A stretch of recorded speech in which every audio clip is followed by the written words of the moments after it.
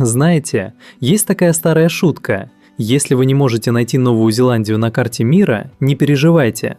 Правительство этой страны в курсе этой проблемы. У них даже на государственном сайте на странице с ошибкой 404 красуется карта мира, где Новой Зеландии просто нет. Это, пожалуй, идеальное описание всей сути региона. Они живут на самом краю света, и им там чертовски хорошо без лишнего внимания. Но если серьезно, то Новая Зеландия – это и правда место максимально далекое от всего остального мира. Ближайшая крупная суша, Австралия, находится от них на расстоянии в 1500–2000 километров. Еще интересно, что технически, если смотреть по политической карте, ближайшей крупной державой к Новой Зеландии является Франция. Нет, Эйфелеву башню в бинокль вы не увидите, но французская Новая Каледония находится к ним ближе, чем Австралия. Так что если новозеландцу вдруг захочется изысканного сыра или свежего круассана, он может просто помахать рукой в сторону севера. Страна растянулась на 1600 километров с севера на юг, но при этом она удивительно компактна в ширину. В какой бы точке вы ни находились, до океана будет максимум 130 километров.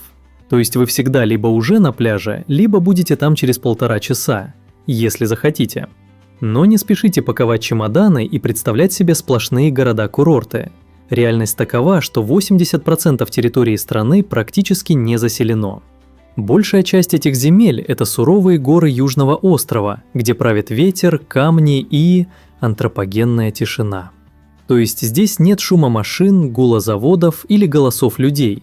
Это страна контрастов, где на 1 квадратном километре можно встретить и ледник, и тропический лес, и хипстера, пьющего крафтовый кофе босиком прямо на улице.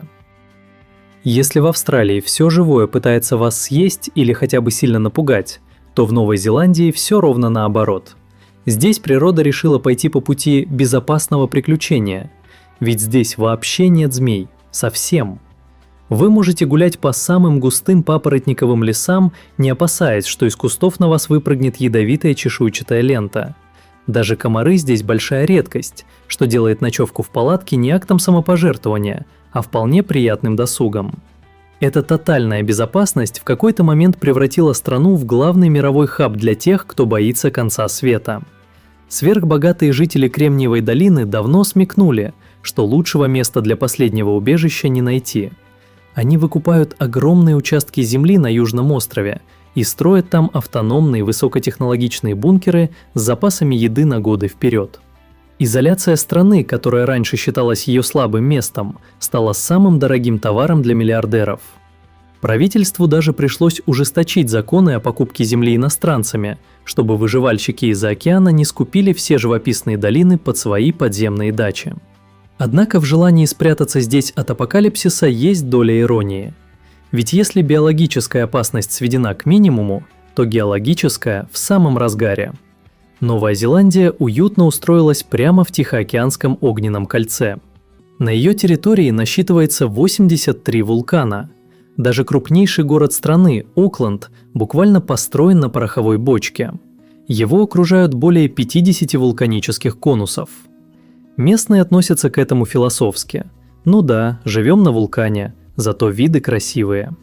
В центре северного острова расположено озеро Таупо. Оно огромное, живописное и находится прямо в кальдере супервулкана, устроившего один из самых мощных взрывов в истории планеты. Но сейчас это просто отличная локация для рыбалки. А если вы хотите увидеть что-то по-настоящему инопланетное, отправляйтесь в долину Ваймангу к озеру Фраинг-Пан. Название переводится как «сковородка», и это самое большое горячее озеро в мире, оно почти кипит. Над всей поверхностью воды постоянно стоит густой пар, а берега окрашены в ядовито-желтые и оранжевые цвета из-за серы и минералов. По сути, вы смотрите на огромную чашу с дымящейся кислотой, температура которой держится в районе от 50 до 60 градусов. Это место появилось совсем недавно, в конце 19 века, после мощнейшего извержения вулкана Таравера, и с тех пор здесь все шипит, булькает и напоминает о том, что под вашими ногами находится живая, раскаленная планета.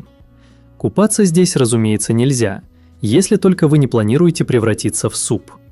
Кстати, если вы думаете, что в этих лесах всегда бегали какие-то звери, то вы ошибаетесь. До появления людей на островах единственными млекопитающими были два вида крошечных летучих мышей.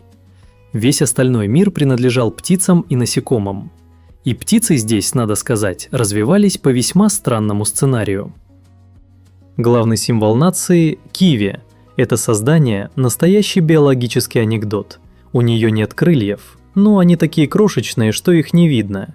У нее длинный клюв с ноздрями на самом кончике, и она не летает. По сути, это мохнатый колобок на ножках, который ведет ночной образ жизни. Киви настолько важна для местных, что они сами называют себя киви. Если вы скажете новозеландцу «Эй, киви!», он не обидится, а скорее всего предложит вам выпивку. Но киви – это милый символ, чего не скажешь про попугая Кеа. Это настоящий криминальный авторитет новозеландских гор. Это единственный в мире горный попугай, и он обладает интеллектом уровня опытный взломщик. Кеа обожает автомобилистов, потому что у автомобилистов есть автомобили. Эти птицы прославились своей привычкой методично уничтожать резиновые уплотнители на окнах, отрывать дворники и портить обшивку машин. Зачем? Да просто ради забавы. Им весело смотреть на ваше лицо, когда вы возвращаетесь к разобранному авто. Есть здесь и ходячий антиквариат – туатару. С виду это обычная ящерица, но на самом деле это реликтовое существо, которое видело динозавров и решило их пережить. Самое крутое в туатаре – это теменной глаз. На макушке у нее находится настоящий третий глаз с хрусталиком и сетчаткой. С возрастом он зарастает кожей, но в молодости помогает ей ориентироваться по свету. Настоящий ящериный киберпанк. Для тех, кто любит погорячее или потяжелее, в Новой Зеландии обитает гигантская вета. Это самое тяжелое насекомое на планете. Она похожа на кузнечика-переростка на массе. Некоторые экземпляры весят больше, чем обычный воробей. Выглядит это чудо природы довольно пугающе, но, как и все в этой стране, вета вполне безобидна, если, конечно, вы не пытаетесь отобрать у нее еду. Или возьмем, к примеру, местных пресноводных угрей. Они могут жить до 80 лет, что для рыбы, согласитесь, срок почтенный. Еще удивительнее то, что они размножаются всего один раз в жизни. Всю жизнь они копят силы, растут, философствуют, и только в самом конце своего пути, перед уходом в лучший мир, они выдают свой финальный аккорд. Первыми сюда добрались предки народа маори. Произошло это по историческим меркам совсем недавно, в период между 1220 и 1350 годами. Люди на каноэ пересекли тысячи километров океана, ориентируясь только по звездам и течениям, чтобы найти эти острова. Язык маори до сих пор пронизывает все вокруг. Например, в Новой Зеландии есть холм, название которого официально считается самым длинным в мире и состоит из 85 букв. Тауматауака, Тангианга, Коауау, Отаматеа, Турипика, Капуки-Маунга, Хоронуку, Пакаи, Уэнеа, Китана, Таху. Ядрен батон. В переводе это целая баллада о герое с большими коленями, который глотал горы и играл на флейте для своей возлюбленной. Согласитесь, это звучит куда романтичнее, чем какое-нибудь скучное название вроде «Северный склон». Сегодня маори составляют около 15-17% населения страны. Государство официально признает 3 языка – английский, маори и новозеландский язык жестов. Почти каждый житель страны знает хотя бы пару фраз на языке коренного народа. Самое известное наследие маори, которое видел каждый фанат спорта – это хака. Многие думают, что это просто страшная рожа, которую корчат регбисты перед матчем, чтобы напугать соперника. Но хака – это целый ритуал. Ее исполняют на свадьбах в знак уважения, на похоронах в знак скорби и, конечно, перед важными битвами, в современном мире спортивными. Это способ показать свою силу, единство и связь с предками. Интересно, что Новая Зеландия всегда была в авангарде социальных изменений. Еще в 1893 году это государство первым в мире предоставило женщинам право голоса. В то время как в цивилизованной Европе об этом только начинали робко спорить.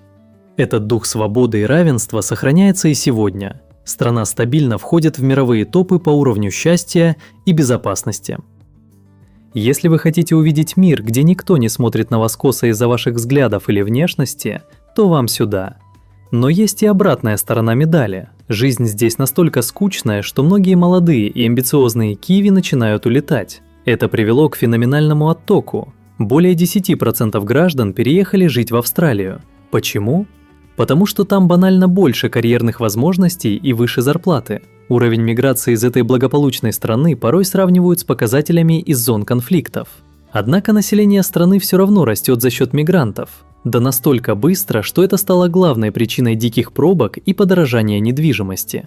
Многие мигранты отмечают, что люди в Новой Зеландии готовы помогать новичкам даже в мелочах. При этом власти стараются как-то балансировать ситуацию. Например, жителям перенаселенного Окленда предлагают грант в 8 тысяч местных долларов, чтобы они съехали из мегаполиса в провинцию и не создавали пробок.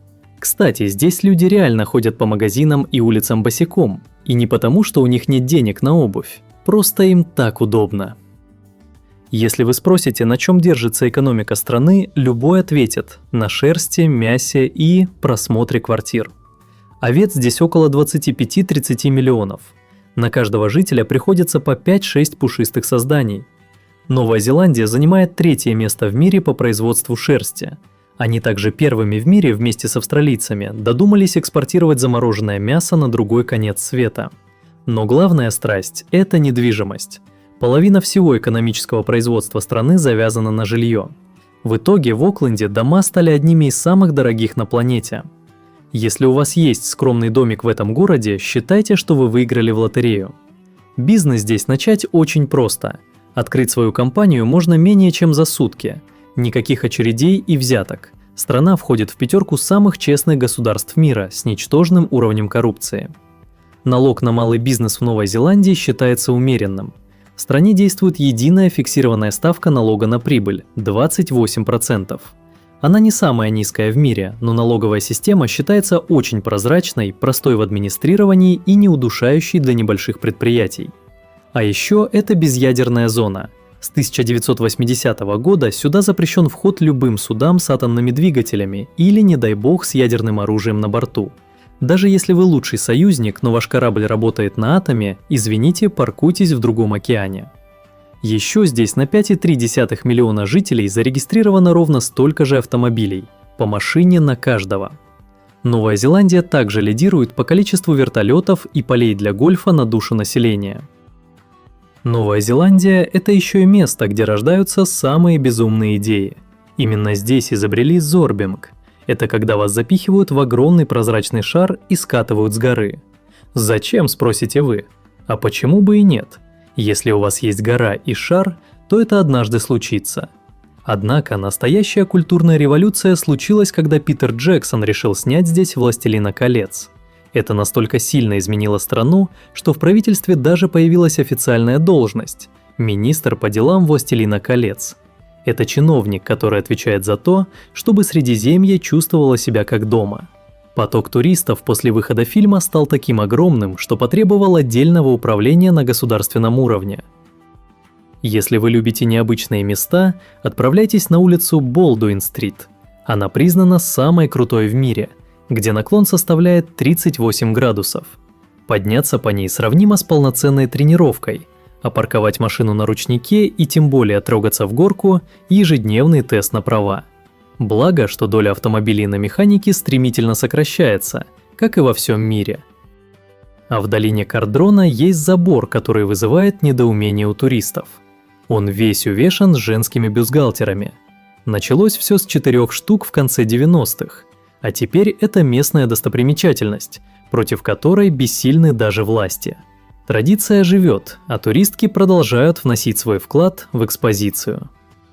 Жизнь в Новой Зеландии – это очень дисциплинированный подход к собственному здоровью и спокойствию. По статистике, около 84% жителей ежедневно выходят на прогулку просто ради удовольствия и оздоровления. Это нация пешеходов, которые ценят свежий воздух выше, чем вечер у телевизора. Здесь очень уважают тишину и личное пространство. В дни Рождества, Пасхи и Страстной Пятницы в стране полностью запрещена коммерческая реклама. Никаких «купи 2 по цене одного». Только вы, ваша семья и тихий океанский прибой.